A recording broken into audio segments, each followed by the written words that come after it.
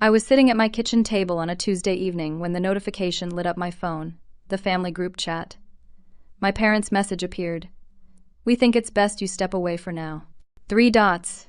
Then my Aunt Patricia's reaction popped up. A thumbs up. Just like that. My younger brother and sister stayed silent in the thread. I felt that familiar sting, the one I'd carried for years. The outsider who never quite measured up. My fingers moved across the screen, surprisingly steady. Understood. I'll respect that and step away from the family fund too. I closed the app, opened my laptop, and started transferring funds. They had absolutely no idea what was coming. My hands didn't shake as I logged into the account. That same Tuesday evening, still sitting in my kitchen with cold coffee beside me, I pulled up the family fund on my laptop screen. The balance stared back at me. $147,000. Let me back up. I'm Alana. I'm 34 years old, and I work as a financial analyst for a major firm here in Chicago. For the past 12 years, I've been what my family calls the responsible one. My brother Tyler is 32. He moved to Los Angeles 7 years ago to pursue his music career. He plays guitar in coffee shops and picks up session work when he can. My sister Madison is 28. She's a yoga instructor in Austin, or at least that's what she calls herself. Mostly she posts inspirational quotes on social media and teaches 2 classes a week at a community center. My parents are both in their early 60s now. They live in the family home in suburban Minneapolis, the same house where we all grew up. The family fund started 8 years ago, right after my father's business failed. He'd owned a small marketing consultancy, and when 3 major clients left in the same month, everything collapsed. My mother called me crying. They were going to lose the house. They had no savings. Could I help? Of course I helped. I always helped. The family fund was supposed to be a safety net. Everyone would contribute what they could, and we'd use it for emergencies or to help family members in real need. I set up the account, handled all the administrative work, and started contributing $3,000 every single month. I made good money at my firm. I could afford it. And I genuinely believed, that everyone else was contributing too. The group text that sent me spiraling came after I questioned a fund withdrawal.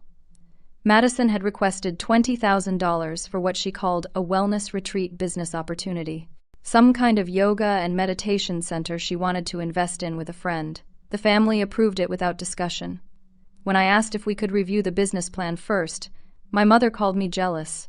When I pointed out that I'd requested just $2,000 last month to help my best friend cover unexpected medical bills and been told the fund was for family only, my father said I was creating division. That's when the message came. The one telling me to step away.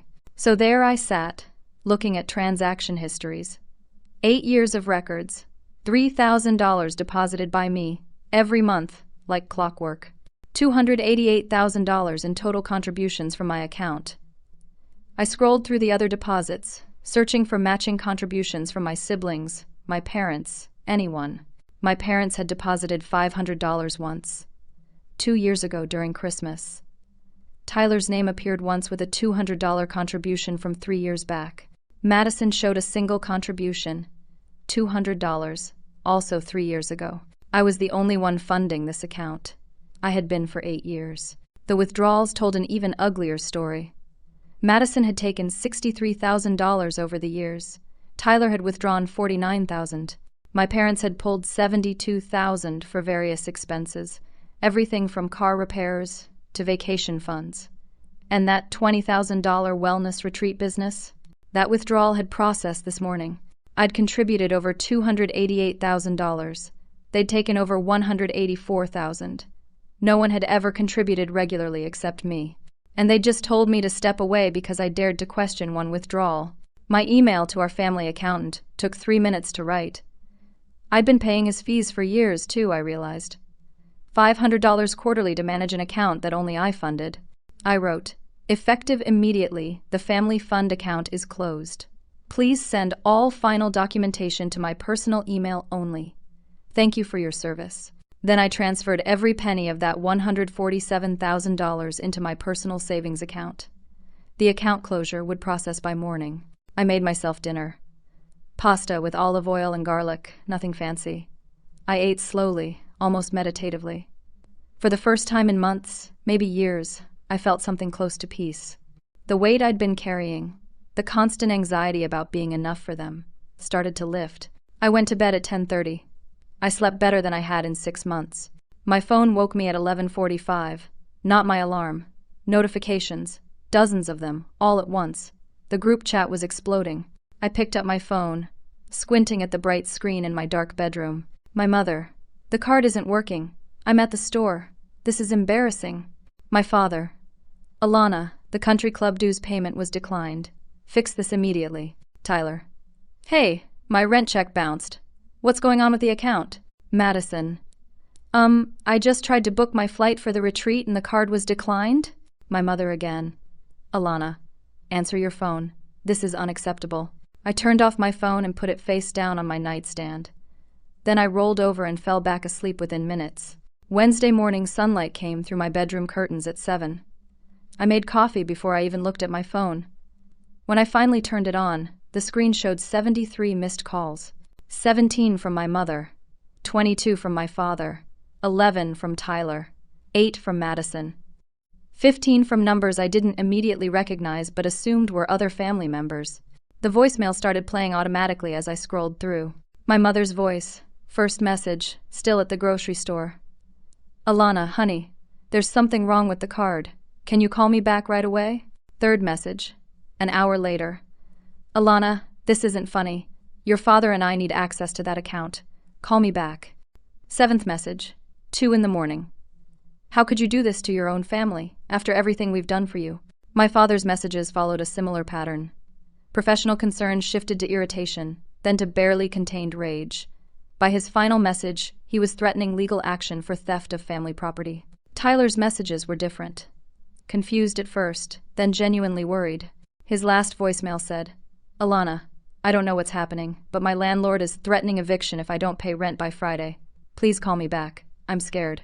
Madison hadn't left any voicemails, just texts. Lots of texts.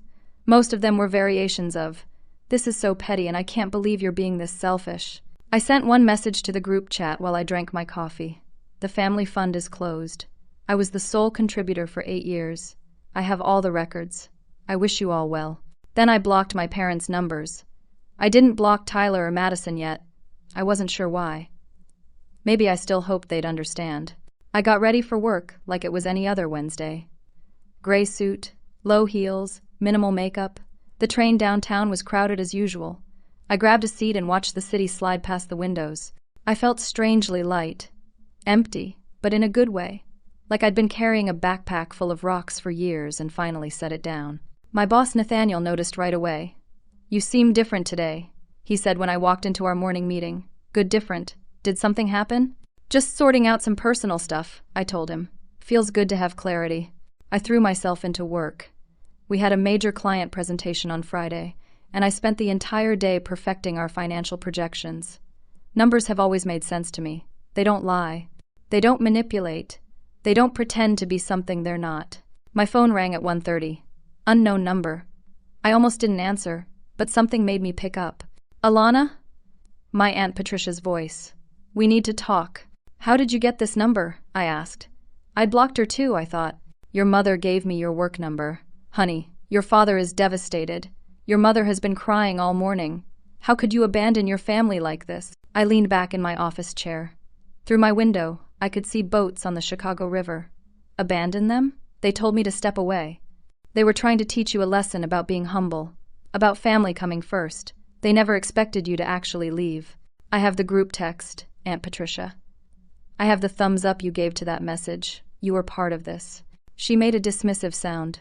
Don't be dramatic. That was just supporting your parents' parenting decision. You're 34 years old and you still need guidance sometimes. Something about her tone, that condescending certainty, made my professional mask slip. I've been contributing $3,000 every month to that fund for 8 years. That's $288,000 from me alone, plus extra for emergencies. No one else contributed regularly. I have all the records. Silence on the other end. Then, well, family helps family. That money was for everyone. That's how family works. And now everyone can contribute equally the way I did. I'm sure you'll all manage fine without me. I hung up before she could respond. The rest of my workday passed in a blur of spreadsheets and conference calls. I stayed late, finishing the presentation. It was almost 7 when I finally headed home. My apartment building's lobby was empty except for the security guard who waved as I passed. My mailbox held the usual junk mail and one official-looking envelope. Certified letter. I opened it in the elevator. The law firm's letterhead made my stomach drop. I read it standing in my apartment doorway, keys still in my hand. Dear Miss Montgomery, we represent Mr. and Mrs. Harold and Susan Montgomery regarding the matter of misappropriated family funds. Our clients contend that the account known as the Montgomery Family Fund was established as joint family property for the benefit of all family members. Your unilateral closure of said account and removal of all funds constitutes theft of family assets. We demand the return of $147,000, plus $50,000 in damages for emotional distress and financial hardship, within 72 hours of receipt of this letter. Failure to comply will result in immediate legal action, including but not limited to criminal charges and civil suit. I read it 3 times. Then I walked into my apartment, set down my bag, and made one phone call. Marcus? It's Alana. I need to see you first thing tomorrow morning. My family just threatened to sue me, and I think this is about to get much worse before it gets better. Marcus Chen had been my attorney for 5 years. I'd worked with him on estate planning and some contract reviews for work. His office was in a high-rise downtown, all glass and polished wood. Thursday morning at 8, I sat across from his desk and handed him the certified letter. He read it in silence, his expression neutral. Then he looked up at me. Tell me everything. I did. The family fund, the group text, the discovery that I'd been the sole contributor, the closure of the account. He took notes on his laptop, occasionally asking clarifying questions. When I finished, he leaned back in his chair. Do you have the account formation documents? I pulled them up on my phone and sent them to him. He opened them on his computer and spent several minutes reading. Then he smiled. Not a happy smile. A lawyer smile. Alana, this account was opened solely in your name. You're listed as the only account holder. You gave your family members access by providing them debit cards, but they were never legal co-owners. This was always your personal account that you generously allowed your family to use. Relief flooded through me. So their legal threat is baseless.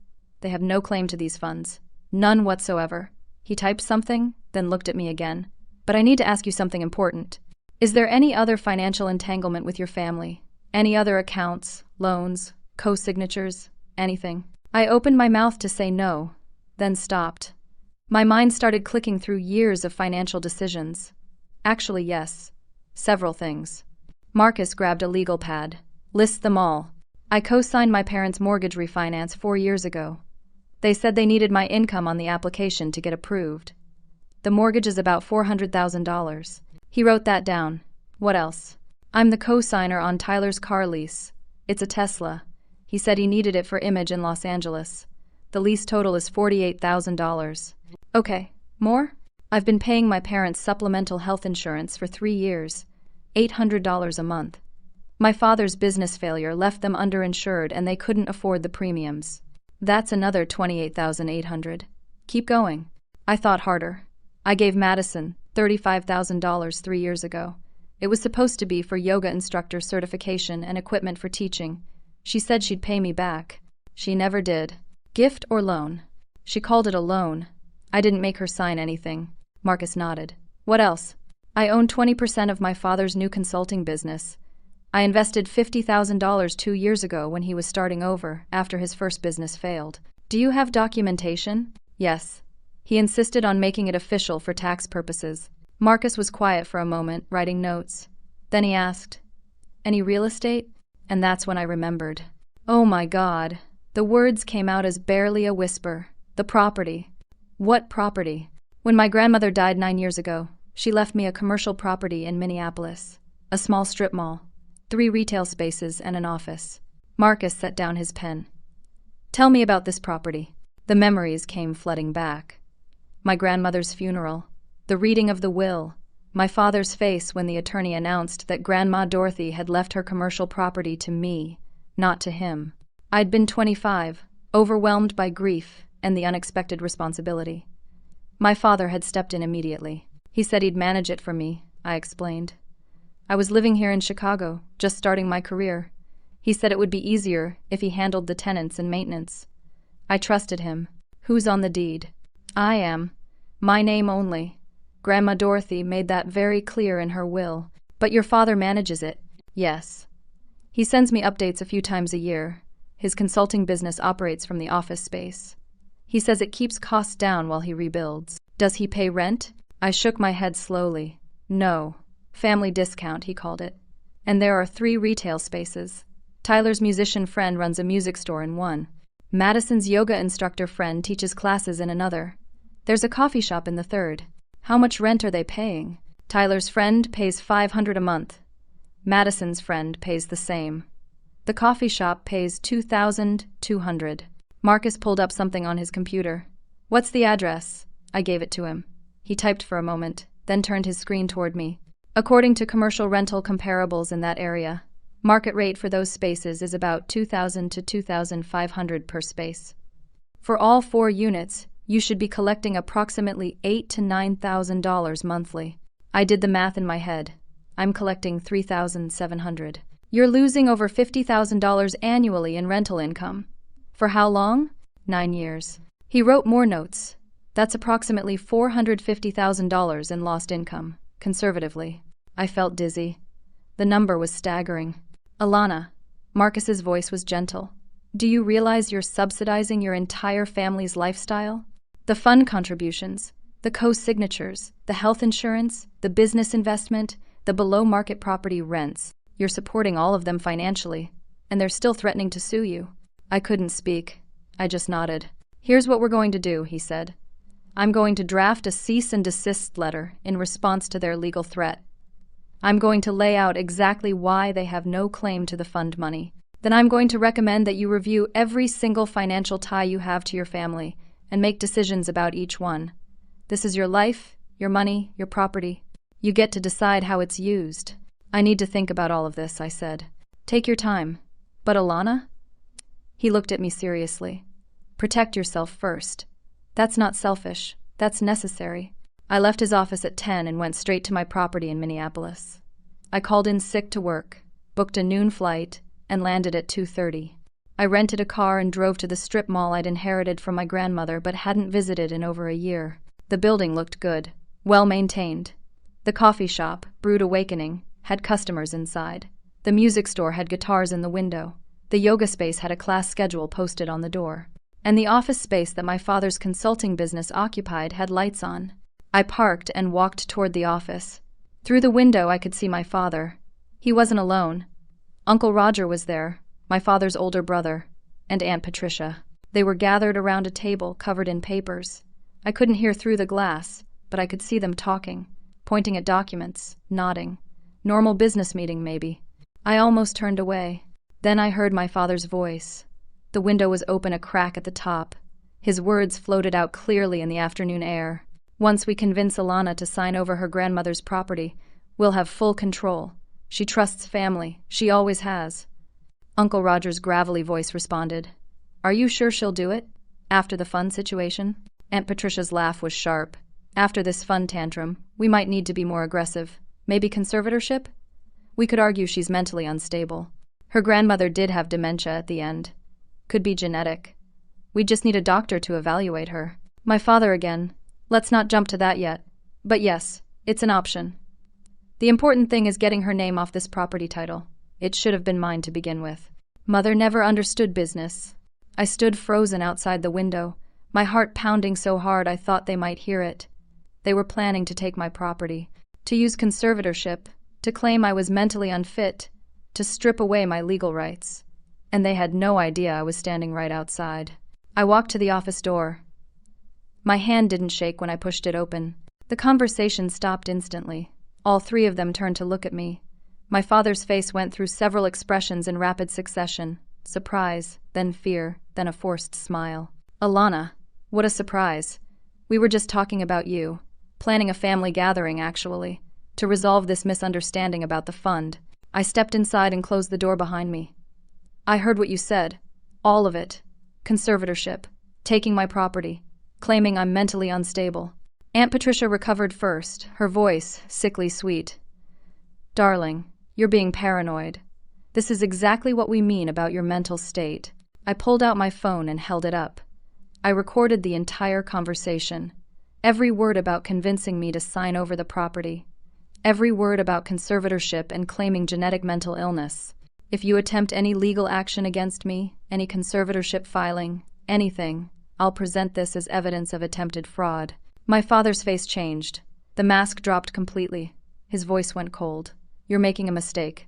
Family takes care of family. You're destroying this family. No. My voice was steady.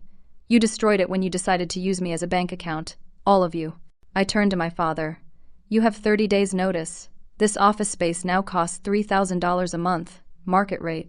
Tyler's friend and Madison's friend also have 30 days to agree to market rate rents of $2,000 each, or vacate. Uncle Roger stood up, his chair scraping loud against the floor. You can't do this to family! Watch me. I walked out, got in my rental car, drove back to the airport. My hands started shaking somewhere on Highway 35. I had to pull over at a rest stop. I sat in the parking lot for 20 minutes, breathing deeply, trying to process what had just happened.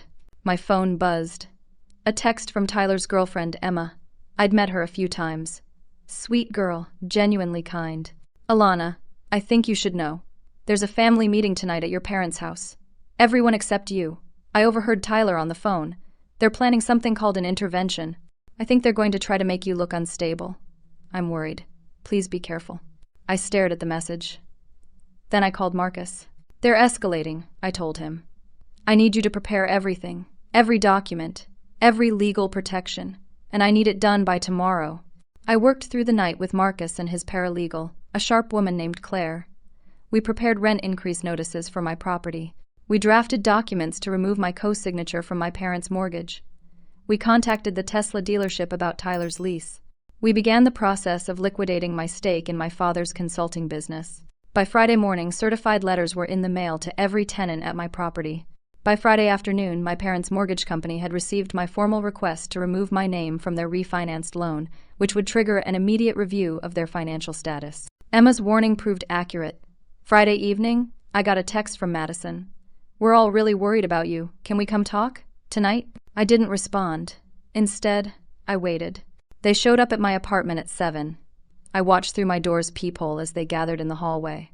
My parents, Aunt Patricia, Uncle Roger, Tyler, Madison, all of them.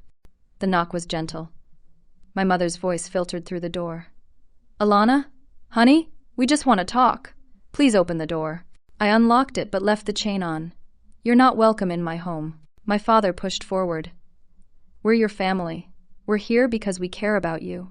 We think you're having some kind of breakdown. The only breakdown is in your ability to use me anymore. My mother's face crumpled. Real tears? Or performance? I couldn't tell anymore. How can you say that? We love you. We've always loved you. Tyler spoke up from the back.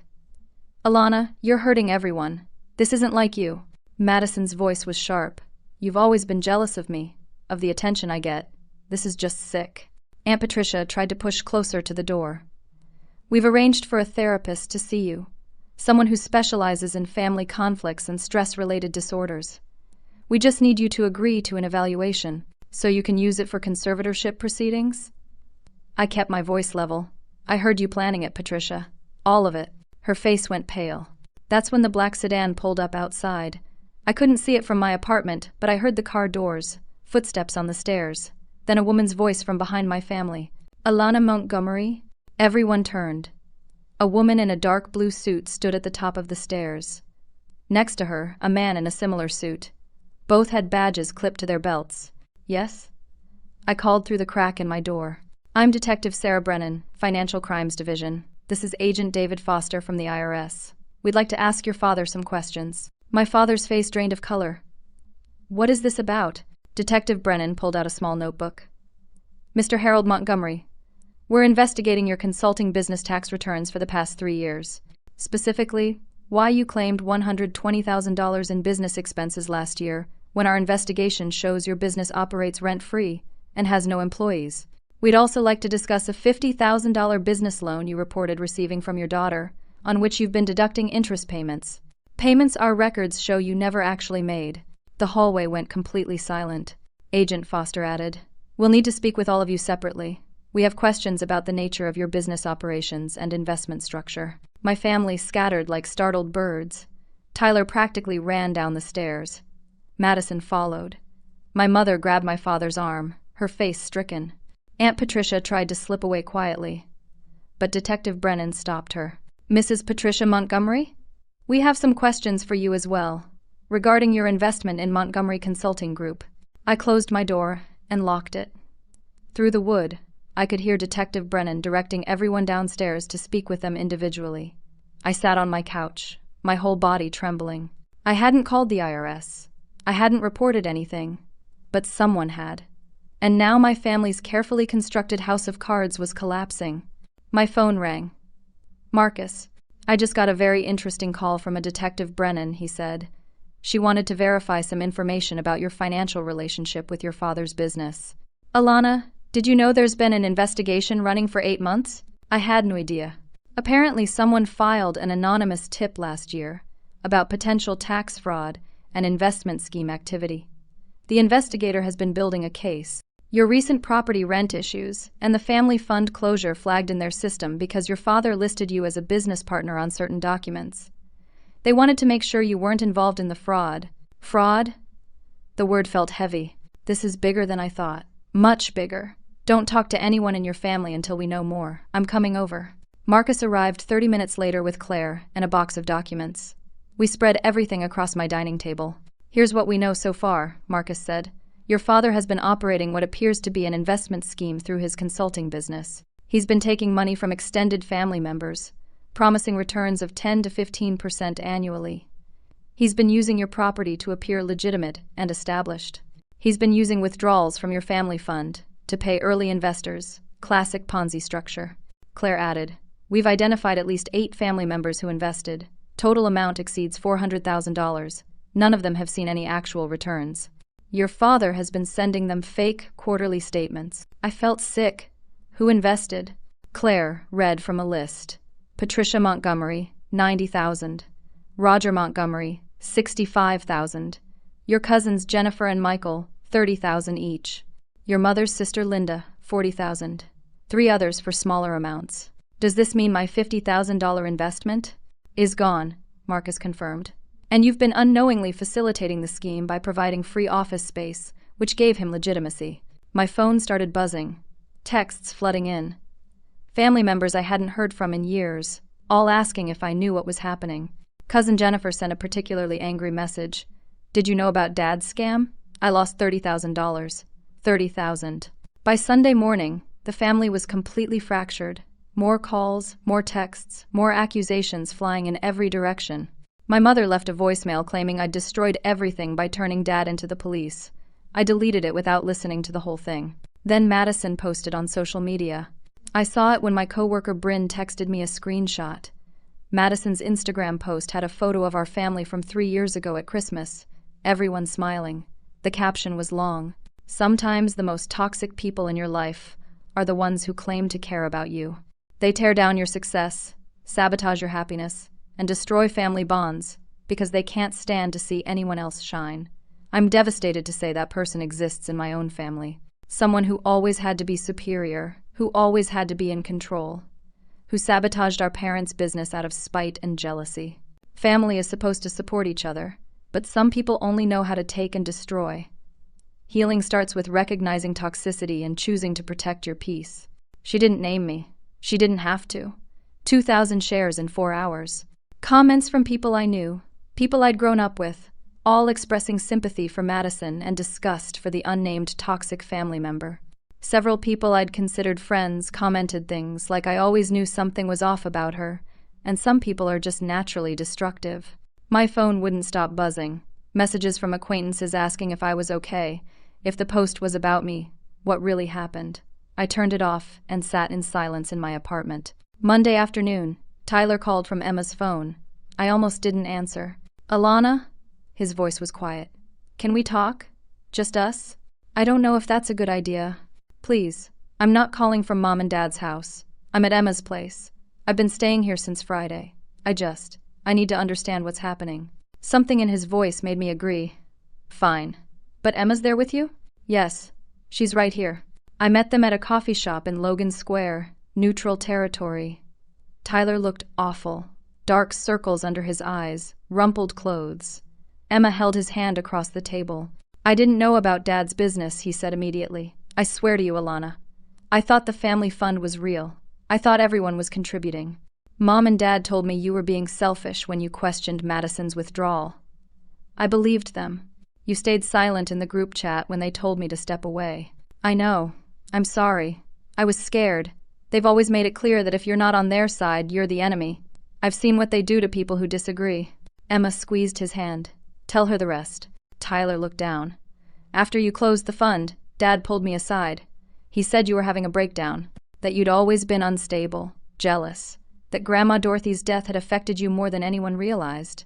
He said that's why she left you the property, because she felt sorry for you, not because you deserved it. He made it sound like you were dangerous." "And you believed him?" "For about 24 hours, yes. Then Emma showed me the group text history. She made me actually read what Mom and Dad wrote to you. And she asked me one question. How much money have you actually contributed to that fund over the years?" "What did you say?" "I said everyone contributed." She asked me to show her my bank statements. "Alana," I checked. "I contributed $200 in total. 3 years ago. I've withdrawn $49,000 over 8 years. I had no idea. They never told me. They made it seem like everyone was contributing thousands." Emma spoke up. "I'm a paralegal. I know how financial abuse works in families. Your parents have been using you as a bank account while making you feel like you were the problem." Tyler's eyes were red. "I'm $20,000 in debt because of my car lease. Dad convinced me to get that Tesla," said Image Matters in LA. "He said he'd help with payments. He never did. Now I can't afford it, and I'm terrified of defaulting because you co-signed. I'm working on getting my name off that lease. I don't want you stuck with my debt. Emma's been helping me. I got a full-time job at a recording studio. It's not glamorous, but it's steady money. I'm going to refinance that lease in my name only, or trade down to something I can actually afford." I looked at my little brother across the table. For the first time in years, he seemed like an actual adult trying to take responsibility. "Thank you for telling me this," I said quietly. "There's more." Tyler glanced at Emma, who nodded. On Sunday there was another family meeting. Mom and Dad, Patricia, Roger, and Madison. Emma and I weren't invited, but Madison called me after. "They're planning to fight everything. They want to force you to restore the fund. They're claiming you have a responsibility to support the family because you make more money. And Patricia is still pushing the conservatorship idea." My blood ran cold. "On what grounds?" "They're going to say you're having a mental health crisis, that your behavior has become erratic and dangerous. They're going to point to you closing the fund, changing the rent on your property, removing yourself from financial obligations. They'll say it's evidence of a breakdown." Wednesday morning, I woke to an email that made everything worse. My mortgage company. The subject line: urgent, loan, default, notice. My parents' refinanced mortgage, the one I'd co-signed 4 years ago, was being called due. The bank had reviewed their financial status after my request to remove my name. They'd discovered that the income statements my father submitted to get the refinance approved were fraudulent. He'd inflated his business income by over $200,000 annually. The entire $400,000 loan was now due within 30 days. If it wasn't paid, the bank would pursue all co-signers, including me, for the full amount. $400,000.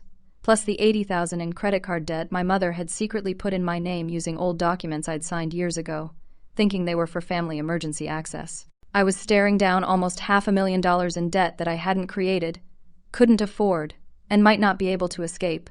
And my family was planning to claim I was mentally unstable. I called Marcus in a panic.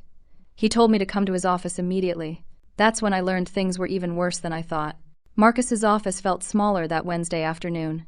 Claire was there too, along with a forensic accountant named Graham, who Marcus had brought in. Papers covered the conference table. My entire financial life laid bare. "The mortgage is the biggest immediate problem," Marcus said. "But it's not the only problem." Graham pulled up a spreadsheet on his laptop. "The credit cards in your name total $81,000. All 3 cards were opened 2 years ago, using documents that have your signature. Your mother has been making minimum payments using the family fund, so you never saw any notifications. How is that possible?"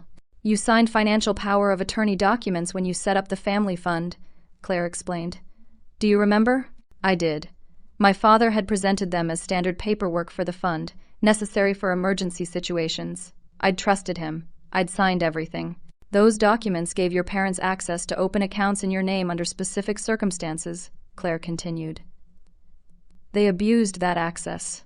Detective Brennan had called Marcus that morning with more information. The IRS investigation had expanded. My father's consulting business wasn't just a failed venture, it was an active fraud operation. He'd been running it for 3 years. Here's how it worked, Graham explained. Your father targeted extended family members with promises of high returns on investments in his consulting business. He claimed he had contracts with major corporations, that the business was booming. He used your commercial property as proof of legitimacy. Family members invested, thinking they were supporting a real business while getting good returns. But there was no real business. There were a few small clients, probably for appearances, but nothing generating the income he claimed. He was using new investor money to pay returns to early investors. Classic Ponzi scheme. Marcus added, the family fund served 2 purposes. 1, it gave him access to your money to help perpetuate the scheme. 2, it created a paper trail showing family financial cooperation, which made his business seem more legitimate. How much did people lose? Total investments exceed $430,000, Graham said. But it gets worse. Some investors, including your Aunt Patricia, borrowed against their retirement accounts to invest. She's lost $90,000 of her pension savings.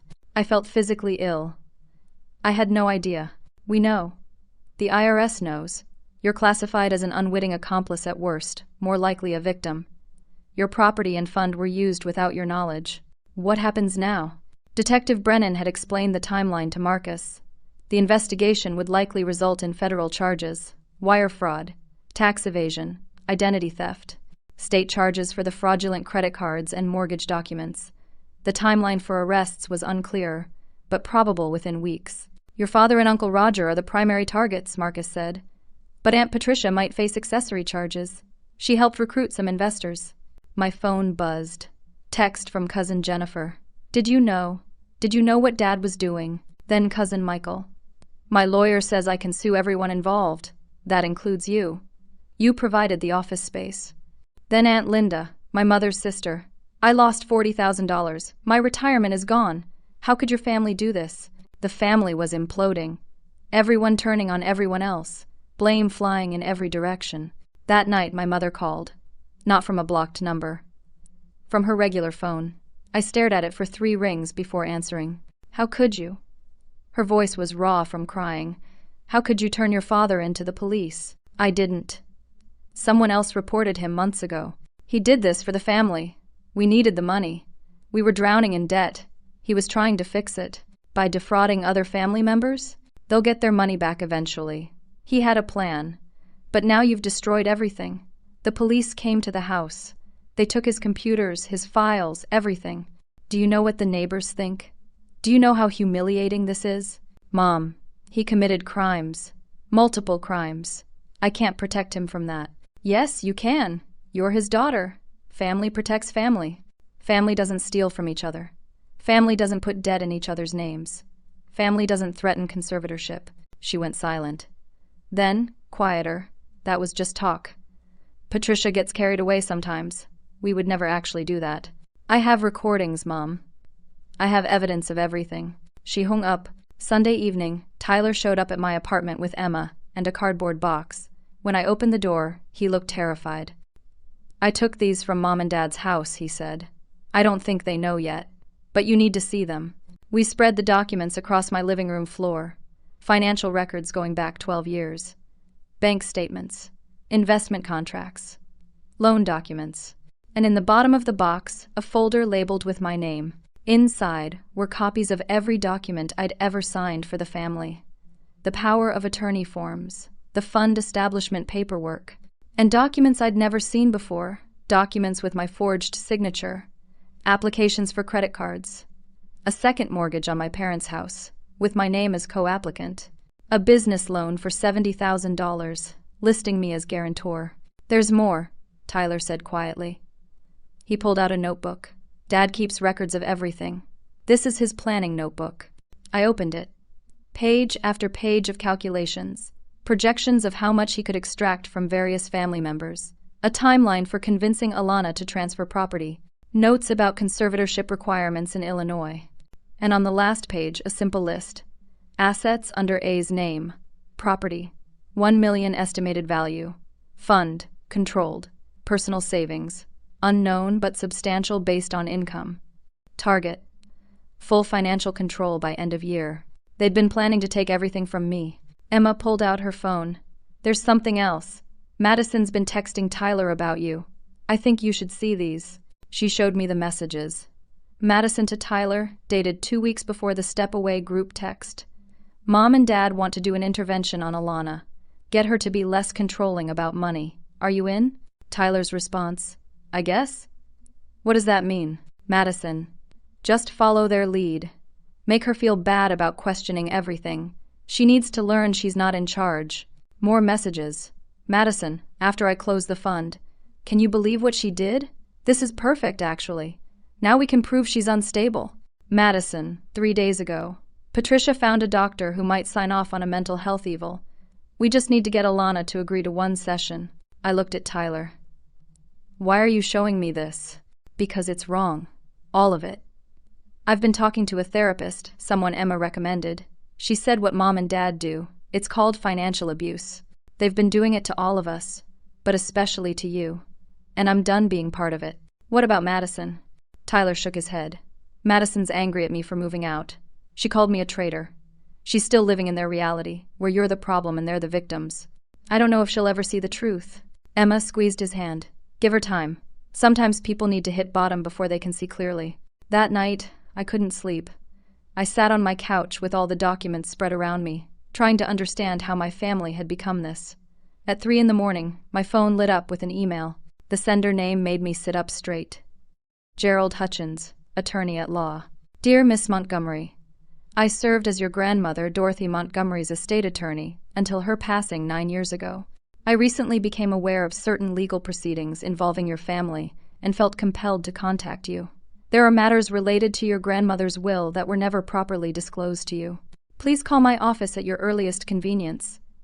This is urgent and pertains to additional assets your grandmother left to you. I read it 3 times. Additional assets? Friday morning, I sat in Gerald Hutchins's office in downtown Minneapolis. He was in his 70s, silver-haired, with kind eyes behind wire-rimmed glasses. I should have contacted you years ago, he said. I've regretted my silence, but your father was the executor of your grandmother's estate, and I had certain professional obligations to respect the family's privacy. However, given the current legal situation, I feel morally obligated to inform you of the truth. He opened an old file, the paper yellowed at the edges. Your grandmother's will left you the strip mall property. You know this. What you don't know is that she left you 2 additional properties. 2 single-family homes in Minneapolis that she owned as rental properties. They weren't listed in the public will reading because your father requested they be handled separately as executor. My heart pounded. What happened to those houses? Your father told me he would inform you about them and handle the property transfers. He said you were overwhelmed with grief and your new job in Chicago, that he'd manage them until you were ready. I prepared all the deed transfer documents. They were supposed to be filed with you as the new owner within 6 months. They never were they? Gerald shook his head. I discovered this 2 years ago when I ran into a title issue on an unrelated case. I looked up the properties. They're still titled in your grandmother's estate name, but your father has been collecting rent on them for 9 years. Both properties have long-term tenants. The combined rental income is approximately $4,000 monthly. I did the math quickly. 9 years, 12 months a year, $4,000 per month. That's $432,000. Yes. Rental income that belonged to you, collected by your father. Why didn't you contact me before now? Gerald looked pained. Professional ethics. Your father was the executor. I had no proof he wasn't managing the properties on your behalf until recently. When I heard about the IRS investigation, I pulled the full file. Your grandmother's will is explicit. She left you those properties because, and I quote, Alana is the only grandchild with true integrity and financial responsibility. She will use these assets wisely and won't squander them like others in this family. He handed me a copy of the will. I read my grandmother's words, written in her distinctive, careful handwriting. Tears blurred my vision. Your grandmother knew, Gerald said gently. She knew your family would try to take advantage of you. That's why she specified everything in your name only. That's why she left very little to your father. She loved him, but she knew his character. What do I do now? I've prepared all the documentation. The properties are legally yours. Your father has been collecting rent without authority. That's estate fraud. It's also theft. You can file criminal charges if you choose, or pursue civil recovery. Either way, those properties need to be properly transferred to your name, and you're owed 9 years of back rent. I sat back in the leather chair, overwhelmed. 2 more properties, $432,000 stolen from me. And my grandmother had tried to protect me, even from beyond the grave. File everything, I said. I want those properties in my name immediately. And I want my father held accountable for every penny. Gerald nodded. I'll have the paperwork ready by Monday. And Alana, your grandmother would be proud of how you're standing up for yourself. She always said you were the strong one. I left his office and walked to my car in a daze. My phone rang before I reached it. Marcus, where are you? Minneapolis. Long story. You need to get back to Chicago. Now. Your parents just filed a petition for emergency guardianship. They're claiming you're mentally incompetent and a danger to yourself. There's a hearing scheduled for Wednesday. I drove straight to the airport and caught the next flight to Chicago. By the time I landed at 7 that evening, Marcus had sent me the full guardianship petition. Reading it on the train home made me feel physically sick. The document painted me as someone suffering from a severe mental health crisis. It cited my erratic behavior in closing the family fund. It claimed I'd made threatening statements about family members.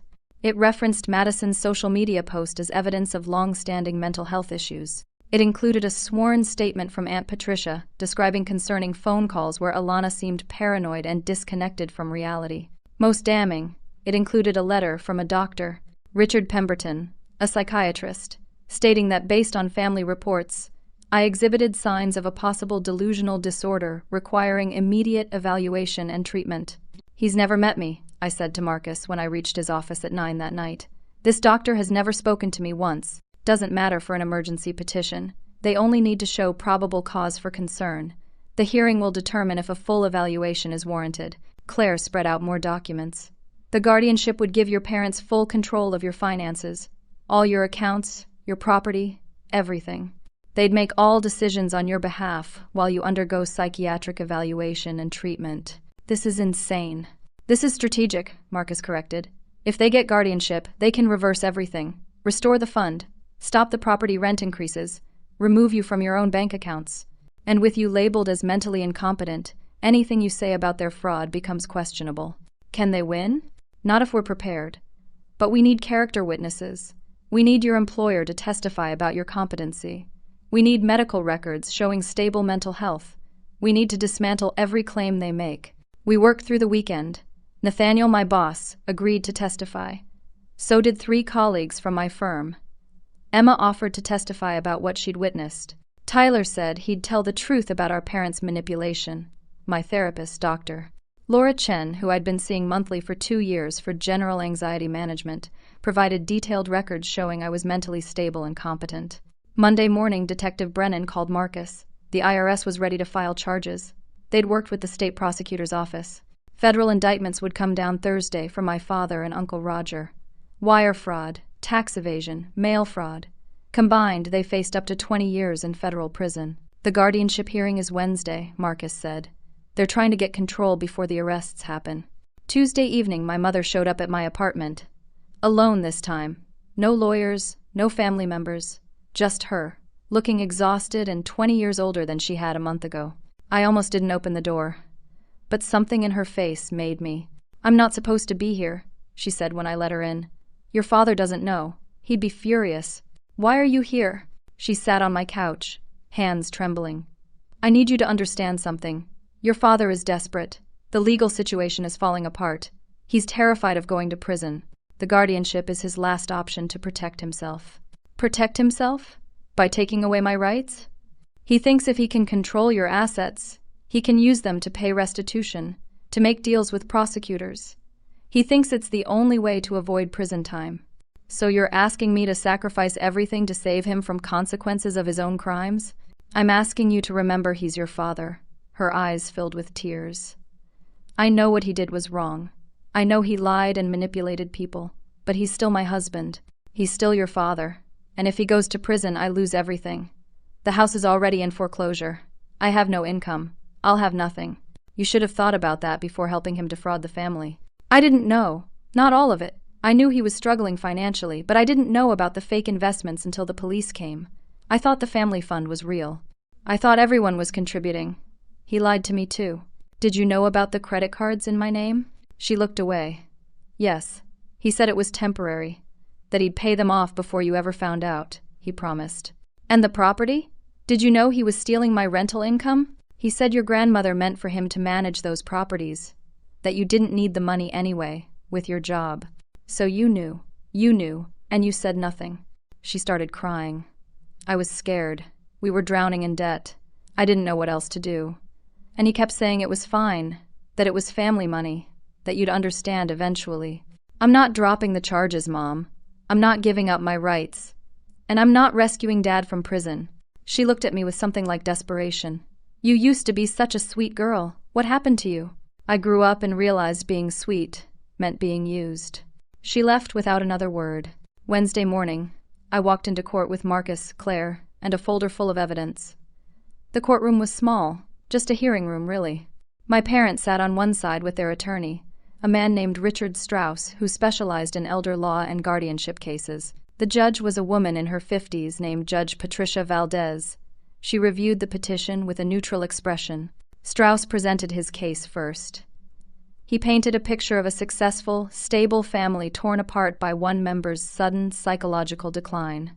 He presented the closed fund as evidence of impulsive, destructive behavior.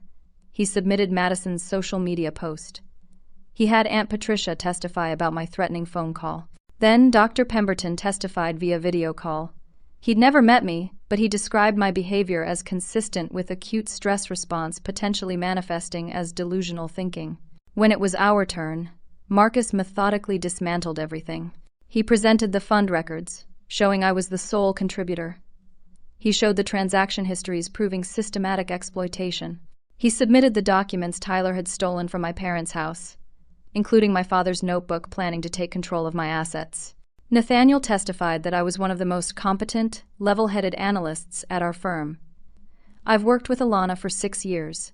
She handles multi-million-dollar financial projections. If she were showing signs of mental incompetence, I would have noticed.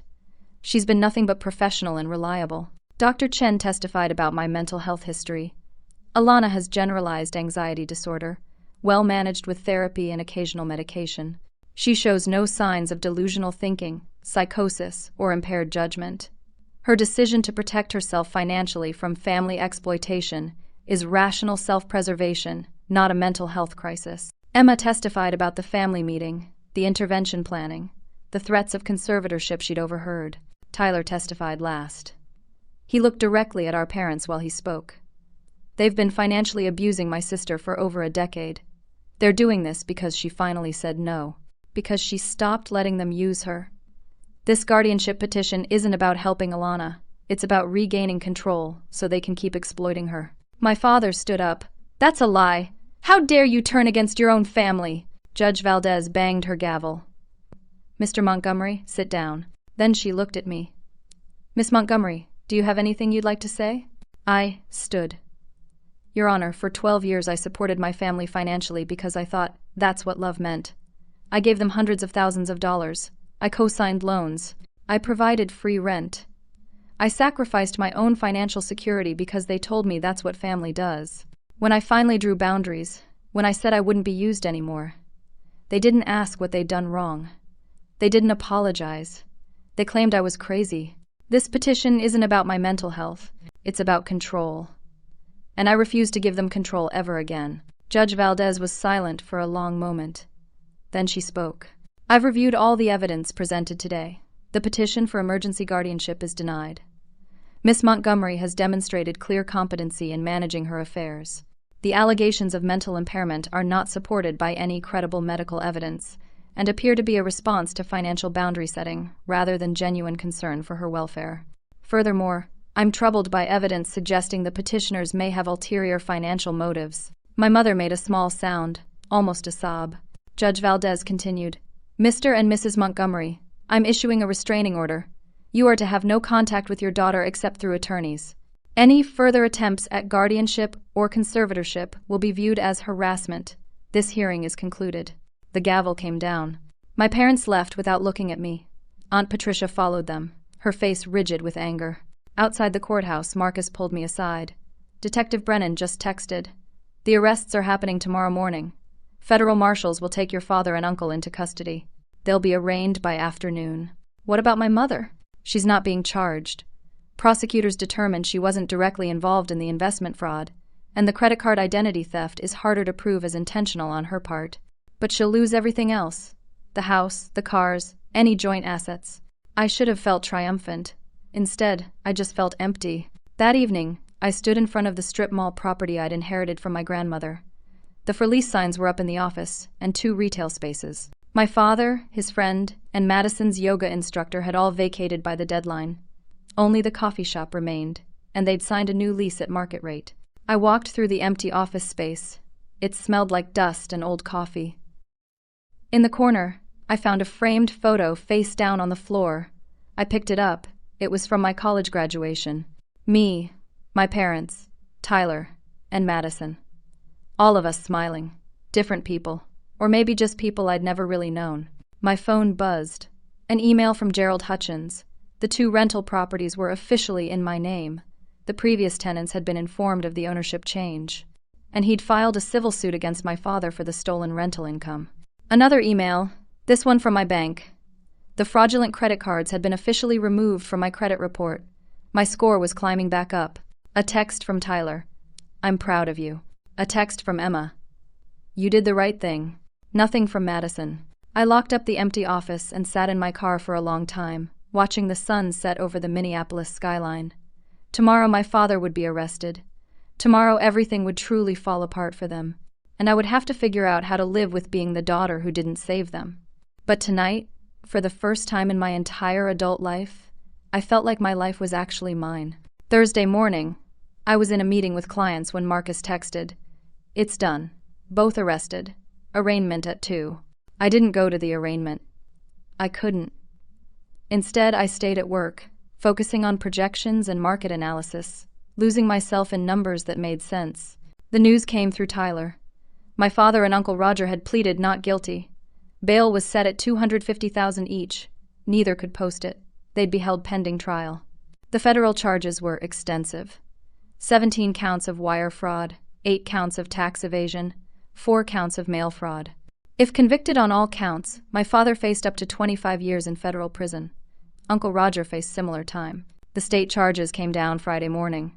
Estate fraud for the stolen rental properties, identity theft for the credit cards, mortgage fraud for the falsified documents. Each carried additional prison time. Within 2 weeks, the financial dominoes fell completely. My parents' house went into foreclosure. My mother moved into a small apartment, supported by Social Security and whatever she could get from selling their possessions. She didn't call me. I didn't call her. Aunt Patricia lost most of her retirement savings. The family members who'd invested in my father's fake business filed a class action lawsuit. They'd recover pennies on the dollar at best. Madison stopped posting on social media. Her Instagram went dark. Tyler told me she'd moved back to Minneapolis, staying with our mother in the small apartment. She'd sent him one text. I don't understand how everything went so wrong so fast. Tyler and Emma got a small apartment together in Chicago. He was working full-time at the recording studio and taking online business classes. I'm done with the musician dream, he told me over coffee one Saturday. I just want a stable life. I want to actually earn what I have. How are you doing with everything? Therapy helps. Emma helps more. I'm learning that I spent my whole life performing for Mom and Dad, trying to be what they wanted so they'd support me. I never realized they were never going to support me. Not really. They only supported versions of us that benefited them. Have you talked to Madison? She's not ready. She still thinks Dad was trying to help the family, and everything went wrong because you wouldn't cooperate. I don't know if she'll ever see it differently. 6 weeks after the arrests, I sat in my newly renovated office space. The property had 3 new tenants, all paying market rate. Monthly rental income from all 3 properties combined was now just over $10,000. Combined with my salary, I was more financially secure than I'd ever been. I'd started a nonprofit focused on financial literacy and helping people recognize financial abuse in families. The irony of running it from the office where my father had planned to defraud me wasn't lost on anyone. Tyler stopped by that afternoon with Emma. They were carrying paint supplies. "We're helping you finish the nonprofit office," Emma announced. "It's the least we can do."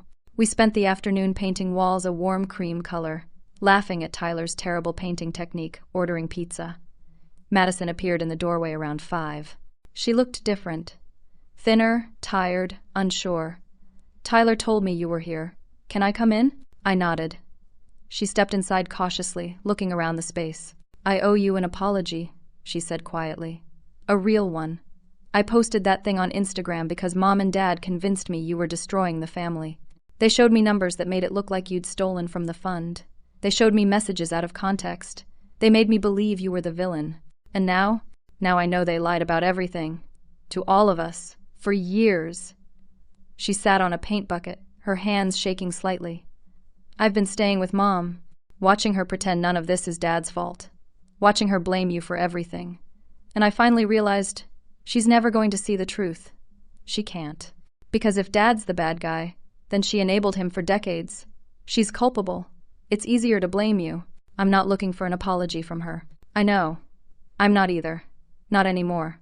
But I need you to know I'm sorry. For the post. For believing them. For not seeing what they were doing to you all those years."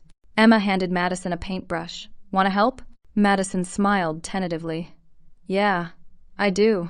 We worked together as the evening light faded, the 4 of us transforming the space where my father had plotted against me into something new. Something mine. My phone buzzed. "Detective Brennan, trial date set for November.